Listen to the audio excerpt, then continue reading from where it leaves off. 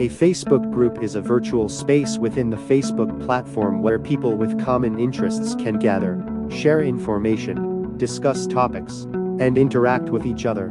It's a community-centric feature that allows users to create groups based on various themes, such as hobbies, professions, locations, causes, or any other shared interest.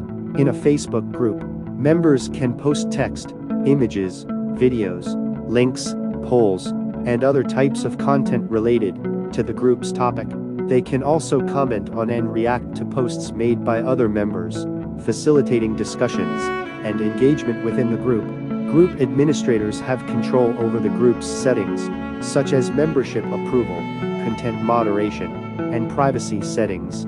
They can also create rules and guidelines for the group to ensure a positive and respectful environment for all members. Let's see how to create a Facebook group. I came to the computer screen. Click on the group. Click on Create New Group. Enter the name of the group.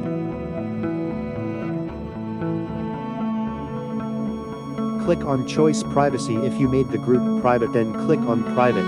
If you want to make it public, then click on Public. You can invite any friend you want to join this group. Click Create.